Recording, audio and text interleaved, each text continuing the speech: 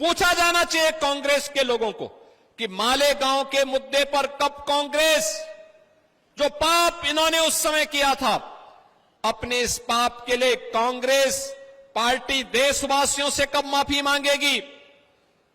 कब वह एक और संवैधानिक संस्थाओं को गड्ढे में खड़ा करने का प्रयास करती है और दूसरी तरफ आतंकवाद के प्रति पूरी सॉफ्ट कॉर्नर रख करके उनके बचाव के लिए अनेक रणनीति तैयार करती है और तीसरी ओर समाज को जाति के नाम पर, क्षेत्र के नाम पर और भाषा के नाम पर बांटने की भी बेशर्मी कर रही है।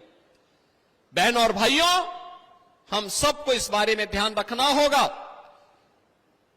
जिन कारणों से इस देश के बलिदानियों को अपनी शहादत देनी पड़ी थी, उन महान क्रांतिकारियों की क्रांति धरा है मेरठ,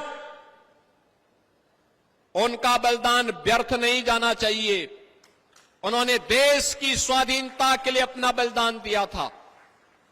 उन्होंने अपने आप को बलिदान इसलिए नहीं किया था कि देश को आजादी मिले और आजादी के बाद हम जातीय सेनाएं खड़ी करके आपस में ही लड़ भिड़ करके फिर से देश को गुलामी की तरफ धकेले, दंगों की आग में झोंके, सोतीगंज जैसे चोर के बाजार को फिर से पनपाने का काम करें।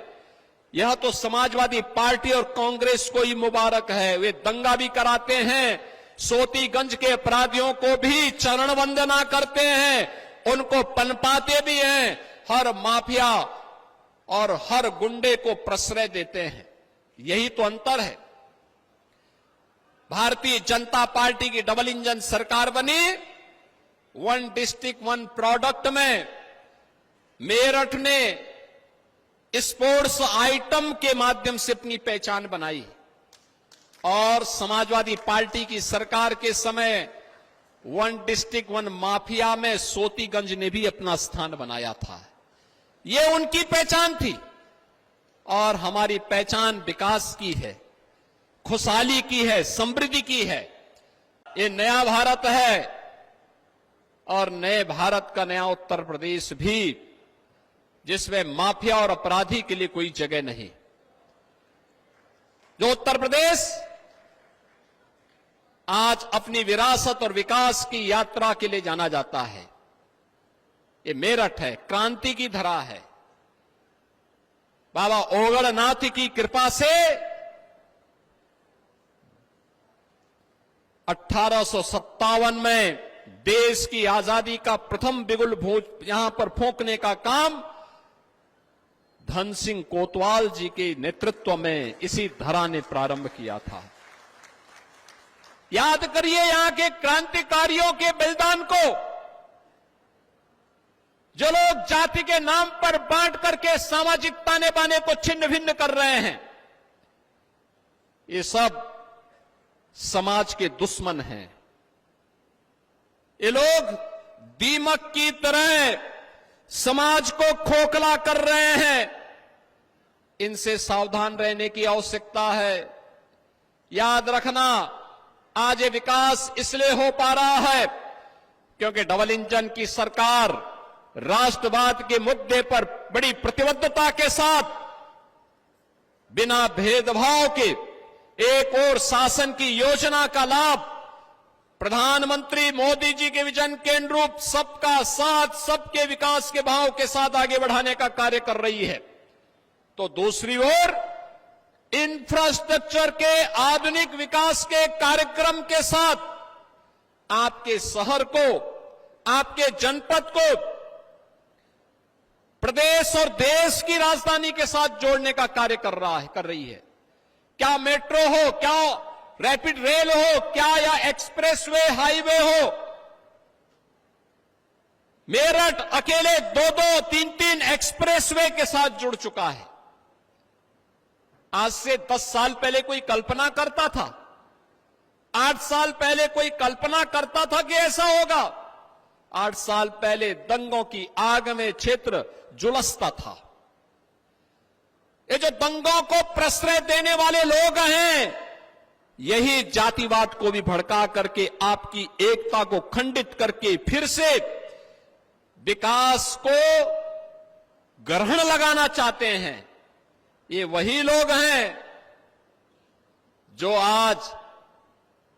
पहले स्वयं तो अपने बच्चों को विदेशों में पढ़ाते थे, और जब गरीब के बच्चे के लिए सुविधा उपलब्ध होती है तो इनको बुरा लगता है।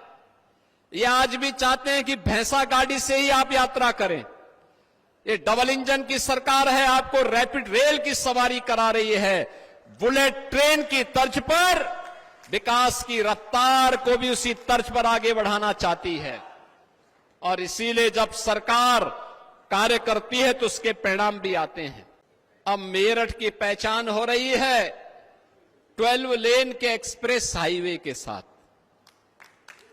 आज मेरठ की पहचान हो रही है रैपिड रेल के साथ। देश की पहली रैपिड रेल है, और रैपिड रेल को हम मेट्रो के साथ भी मेरठ के अंदर जोड़ने जा रहे हैं। प्रदेश की पहली स्पोर्ट्स यूनिवर्सिटी मेजर ध्यानचंद के नाम पर इसी मेरठ में स्थापित हो रही है। अब सोतीगंज बीते दिनों की बात हुई, अब तो मेरठ की पहचान बन रही है वन डिस्ट्रिक्ट वन प्रोडक्ट में स्पोर्ट्स आइटम के लिए। देश और दुनिया के अंदर कोई भी खिलाड़ी जब खेलता है तो स्पोर्ट्स का जो भी आइटम उसके पास होगा, वह कहीं ना कहीं से मेरठ से जरूर बनी होगी, मेरठ का उसके साथ जुड़ाव जरूर होगा। यह मेरठ की नई पहचान बन रही है, और मेरठ की इसी पहचान को आगे बढ़ाने के लिए मेरठ से प्रयागराज के बीच देश का सबसे बड़ा एक्सप्रेसवे का निर्माण वर्तमान में चल रहा है। आज मेरठ के अंदर यह भी साकार हो रहा है। लोग कहते थे क्या एक्सप्रेसवे बन जाएगा? हम तो इस साल के अंत में एक्सप्रेसवे का लोकार्पण भी करवाने जा रहे हैं। यहां से लखनऊ की दूरी मात्र 6 घंटे के अंदर आप पूरे करेंगे, और एक्सप्रेसवे को मेरठ से हरिद्वार तक पहुंचाने की कार्रवाई को भी हम लोग सर्वे कार्य हमने प्रारंभ कर दिया है। बहनों और भाइयों, मेरठ को आज एक नई पहचान दिलाई जा रही है। मेरठ के अंदर हम लोगों ने इनर रिंग रोड के निर्माण के कार्यक्रम को भी हम लोग आज अपनी स्वीकृति दे रहे हैं। इस कार्यक्रम के तत्काल बाद हम एक बैठक करने जा रहे हैं, बड़ी बैठक। इनर रिंग रोड मेरठ की बनेगी, जो मेरठ को नई पहचान दिलाएगी विकास की। यहां पर इंटीग्रेटेड टाउनशिप के साथ साथ ये टाउनशिप ही लगभग 2,500 करोड़ की है। यहां पर जिस पर इन्वेस्टमेंट होगा, लाखों लोगों को रोजगार मिलेगा,